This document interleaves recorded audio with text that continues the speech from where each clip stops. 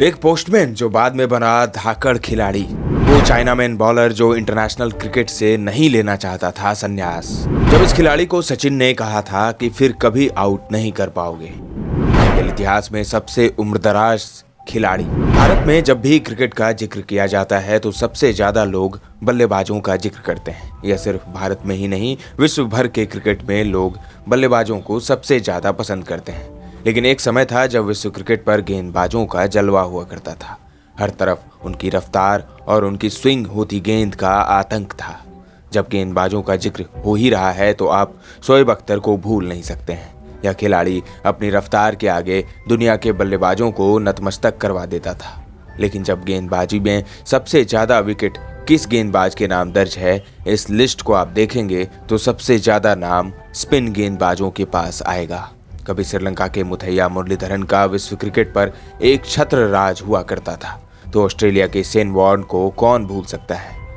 इन दोनों खिलाड़ियों ने अपनी गेंदबाजी के जाल में बल्लेबाजों को सबसे ज्यादा परेशान किया है और फंसाया है। इन्हीं स्पिन गेंदबाजों की लिस्ट में से एक गेंदबाज के बारे में आज हम बताने वाले हैं, जिसे दुनिया चाइनामैन गेंदबाज के नाम से जानती है। इस गेंदबाज के बाएं हाथ की कलाई में एक जादू था। इसके स्पिन गेंदबाजी के सामने दुनिया भर के बल्लेबाज हार मानते थे। इस गेंदबाज की गुगली और फ्लिकर तो इतने खतरनाक थे कि बल्लेबाज जब तक कुछ सोच पाता तब तक उनकी विकेट उखड़ चुकी होती थी। इस गेंदबाज के बारे में यह कहें कि एक समय अपनी उंगलियों पर दुनिया भर के बल्लेबाजों को नचाया है तो यह कहना गलत नहीं होगा। लेकिन इस खिलाड़ी को उतनी तरजीह नहीं मिली जिसका यह सही मायने में हकदार था। इस खिलाड़ी के बारे में यह कहा जाता है कि इस खिलाड़ी ने गलत समय में क्रिकेट की दुनिया में पदार्पण किया था। इस खिलाड़ी का नाम है ब्रैड हॉग। ब्रैड हॉग का पूरा नाम जॉर्ज ब्रैडली हॉग है। इनका जन्म 6 फरवरी 1971 को नॉरिगन, पश्चिमी ऑस्ट्रेलिया में हुआ था। इन्हें इनके साथी खिलाड़ी जॉर्ज, हॉगी और डॉकर के नाम से बुलाते थे। हॉग का बचपन एक भेड़ फॉर्म में बीता था। उनकी पढ़ाई एक्निकास कॉलेज पर्थ में हुई थी। उन्होंने कर्टिन यूनिवर्सिटी में अकाउंटिंग और मार्केटिंग में बैचलर ऑफ कॉमर्स की पढ़ाई की थी। इनके माता पिता का नाम जॉन हॉग और वेल हॉज है। कॉमर्स से बैचलर करने के बाद उन्होंने एमबीए की पढ़ाई की थी। स्कूल कॉलेज में पढ़ाई करने के साथ ही हॉग ने क्रिकेट भी खेलना जारी रखा था। एज ग्रुप में बेहतर करने के बाद उन्हें साल 1994 के फरवरी महीने में पश्चिमी ऑस्ट्रेलिया की तरफ से मिडिल ऑर्डर में बल्लेबाजी करने का मौका मिल गया। पश्चिमी ऑस्ट्रेलिया की तरफ से प्रथम श्रेणी क्रिकेट में खेलने का मौका मिला। हालांकि उन्होंने सही मायने में गेंदबाजी की शुरुआत तब की जब ऑस्ट्रेलिया के पूर्व लेग स्पिनर टोनी मान ने उन्हें डेविड फ्रीडमैन के सामने करने के लिए बल्लेबाजी की तैयारी के लिए नेट्स में गेंदबाजी करने के लिए कहा था। ब्रैड हॉग को साल 1996 में भारत आ रही ऑस्ट्रेलियाई टीम में शामिल किया गया था। तब शेन वॉर्न चोटिल थे। उनकी जगह पर ब्रैड हॉग को टीम के साथ जोड़ा गया था। उन्हें दिल्ली में होने वाले टेस्ट मैच में शामिल किया गया, जिसमें उन्होंने 69 रन देकर एक विकेट अपने नाम दर्ज किया। वहीं बल्लेबाजी करते हुए कोई खास नहीं कर पाए। हालांकि इस समय यह कहा जा रहा था कि शेन वॉर्न की जगह अगर टीम में कोई ले सकता है तो वह ब्रैड हॉग है। लेकिन उनका फॉर्म ठीक नहीं चल रहा था। उन्हें टीम से बाहर कर दिया गया। खराब फॉर्म के कारण उन्हें नेशनल टीम से तो बाहर कर दिया गया, साथ ही उन्हें पश्चिमी ऑस्ट्रेलिया टीम में भी अंदर बाहर होना पड़ रहा था। साल 2002-03 के दौरान वॉर्न एक बार फिर से चोटिल हो गए। ऐसे में वीबी सीरीज में उन्हें खेलने का मौका मिल गया।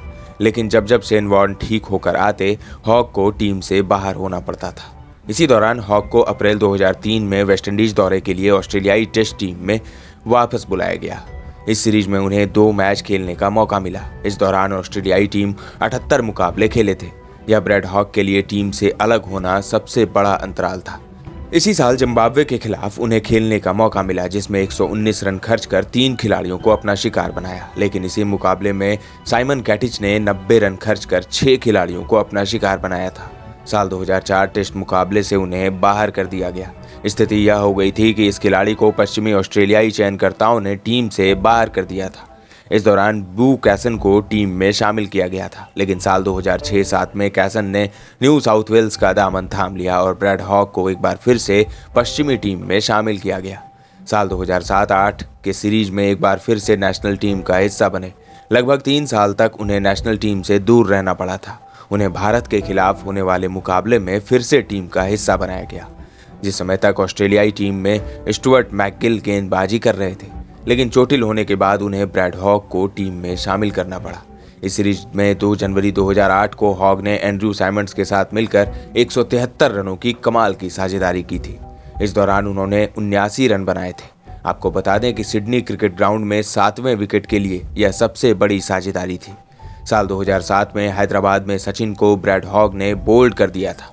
मैच समाप्त होने के बाद वे सचिन से ऑटोग्राफ लेने गए, तब सचिन ने लिखा था, फिर दोबारा यह नहीं कर पाओगे। उसके बाद ब्रैड हॉग कभी ऐसा नहीं कर पाए। ब्रैड हॉग ने 27 फरवरी 2008 को कॉमनवेल्थ बैंक सीरीज के बाद अंतर्राष्ट्रीय क्रिकेट से संन्यास की घोषणा कर दी। उन्हें टेस्ट क्रिकेट बहुत खेलने का मौका तो नहीं मिला, लेकिन 156 वनडे मुकाबलों में ऑस्ट्रेलिया के लिए निचले क्रम में कमाल की बल्लेबाजी के साथ ही गेंदबाजी में भी इनका जलवा कायम रहा था।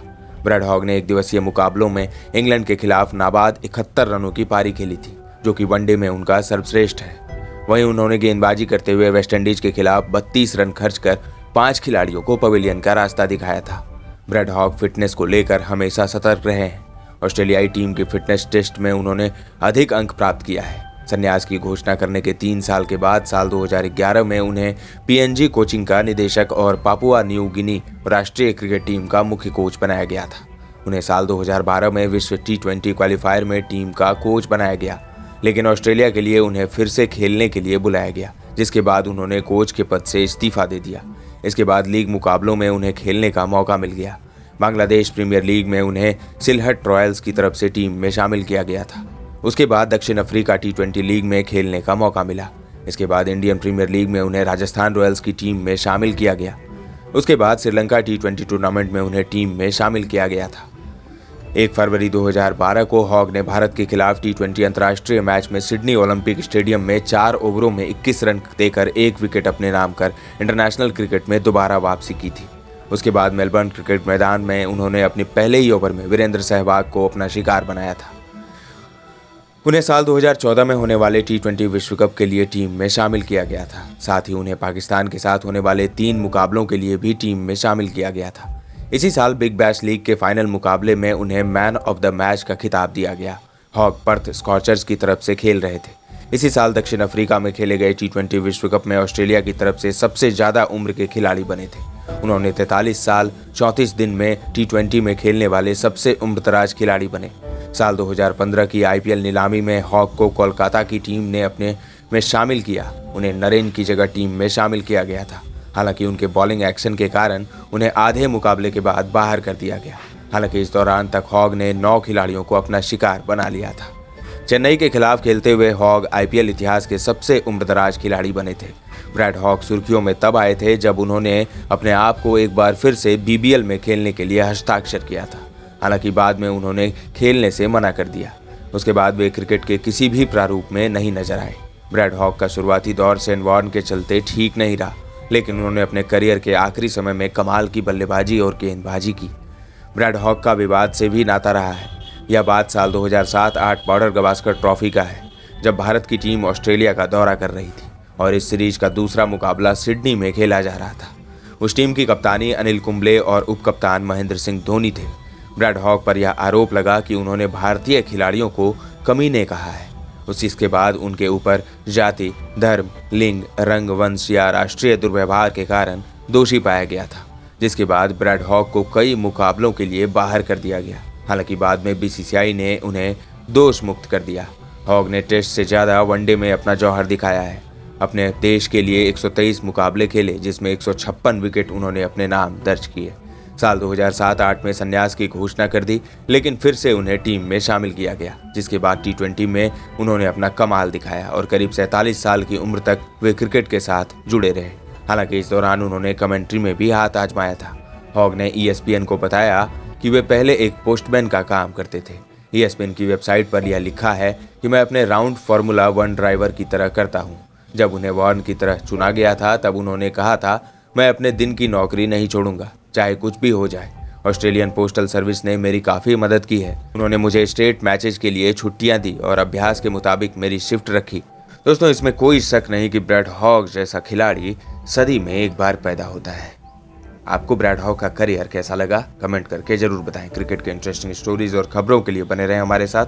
अगले अंक में मिलेंगे एक और खिलाड़ी के साथ, एक और स्टोरी के साथ। भी दीजिए इजाजत। धन्यवाद।